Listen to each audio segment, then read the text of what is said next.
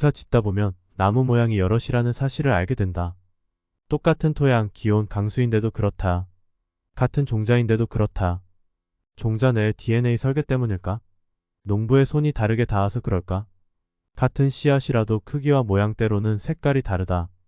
이유는 생물의 다양성만큼이나 동족 내의 다양성이 존재하기 때문이다. 같은 부모 사이에서도 다른 형제가 태어난다. 하나의 세포에서 분열된 일란성 쌍둥이가 다른 것처럼 말이다. 우주 내에 똑같은 것은 아무것도 없다. 그것이 돌연변이가 생기는 이유다. 다만 사피엔스 종인 비슷한 것에 보통 명사를 붙였다. 완전히 똑같지 않더라도 비슷한 것들끼리 가르기와 모으기를 한다. 그리고 그것을 일반화한다. 우리가 대상을 일반화하는 이유는 독립적으로 기억하기에 우리 지성이 작기 때문이다. 따라서 모호한 것에 일반화하고 같은 것이라 인지한다. 앞집에 있는 돌이나 뒷산에 있는 돌이나 우리는 그것을 돌이라 부른다. 그러나 그것은 결코 같지 않다. 이름만 같을 뿐 질량도 부피도 모양과 색깔, 심지어 성분도 다르다.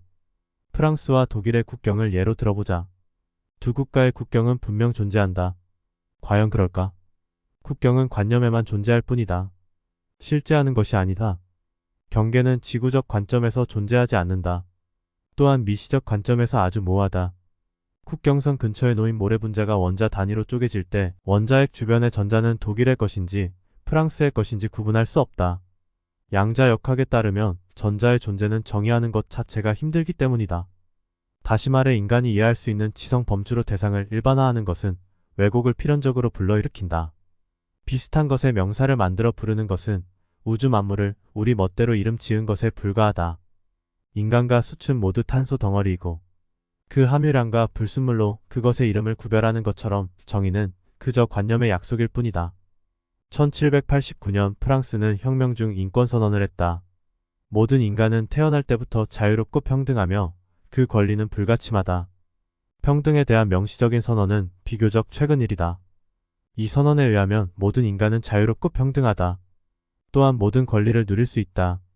고로 누군가가 개인은 자신의 역량만큼의 성과를 얻어간다. 능력주의의 탄생이다. 능력주의는 말한다. 모두는 같다. 누구든 열심히 하면 성공할 수 있다. 시대가 흐르며 신분으로 존재하던 우열이 사라졌다. 능력으로 우열이 결정된다. 그것은 열등감을 만들었다. 과거의 우열의 존재는 태생부터 정의됐다. 누군가는 태어나자마자 천재가 되고 누군가는 태어나자마자 노비가 된다. 자신의 지위와 역할을 신이 정해준다. 고로 자신의 위치는 신의 계획이지 자신의 잘못은 아니다. 고로 이 시대에는 태어나면서 부여되는 불안이 적었다. 열등의 근원은 자신에게 없다. 달이 달이고 태양이 태양인 것처럼 노비가 노비인 이유는 그냥 노비로 태어났기 때문이다. 그러나 능력주의 사회는 다르다.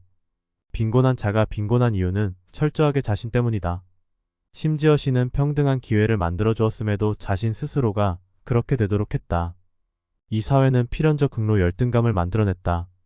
지구 반대편에서 빌 게이츠 자산이 수십조가 늘어나는 것보다 함께하는 동료가 월 100만원 더 버는 것에는 조바심 난다. 열등감이란 비슷한 수준에서 뒤처질 때 느껴지는 감정이다. 사회는 말한다. 우리 모두는 평등하고 비슷하다. 고로 우리가 뒤처진 이유는 우리가 열등하기 때문이다. 능력주의 사회에서 부자는 칭송의 대상이 된다. 비교 대상에서 우위를 점한다는 것은 사회적 존경과 풍요로움을 동시에 얻게 한다.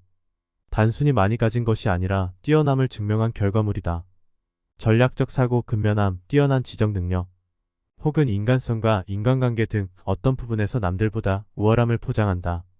반대로 빈일한 게으름, 우둔함, 고립, 빈곤한 지적 능력을 대변한다. 즉 지금의 위치와 자리는 모두 스스로의 탓이 된다. 현대 사회의 발전은 정보의 속도를 향상시켰다. 사회가 진보할수록 우리는 알 필요가 없는 정보를 알게 됐으며 동네에서 뛰어난 이를 만나는 일로 벅찬 개인은 세계적으로 우월한 이들을 만나게 된다. 여기에 상대적 박탈감을 느끼고 열등감을 느낀다. 사회는 태생적으로 상하좌우가 존재할 수밖에 없다. 자원과 위치는 원래 한정적이다. 그것을 나눠 가져가는 제로섬 게임에서 모두가 많이 가져가는 것은 존재할 수 없다. 어떻게 나누는가의 문제만 남았을 뿐이다. 둘 이상이 되는 순간 비교 대상이 생기며 주관적 잣대는 만들어진다. 인간 사회는 완전한 평등이 불가능하다. 고로 승자와 패자의 싸움에서 과거에는 존재감이 약한 열등감과 불안이라는 감정이 상대적 다수에게 퍼져나간다. 원래 사람은 각자 차이가 존재한다. 사람이라고 정의했으나 모든 이들은 신체적 능력이 다르고 성별이 다르며 성장 배경과 인지 능력, 인종과 언어가 다르다. 이 모든 것을 두고 같다고 정의한 순간 모순이 발생한다. 이것을 부정하는 것에 차별이라는 이름을 붙이고 비문명인으로 정의한다. 이런 사회에서 낙오되는 자는 차책과 불안을 감내해야 하는 운명을 받게 된다. 지금 당장 스마트폰을 열면 학창시절 나보다 덜 떨어졌다고 여겼던 이들이 더 행복해하고 더 맛있는 것을 먹으며 더 많은 것을 가졌다는 사실을 알게 된다. 자신이 뒤처졌다는 불안은 증폭되고 사회적 낙오자가 되지 않기 위해 레버리지를 통해 자신의 능력을 과시할 무언가를 자랑삼아 올린다. 불안은 이런 능력주의 사회의 게임 참여자로 발을 들이는 순간 시작한다. 그렇다면 불안은 개인의 탓인가? 사회의 탓인가? 누구의 탓이라는 것을 탓하기 전에 사회는 어떻게 해야 하고 개인은 어떻게 해야 하는가?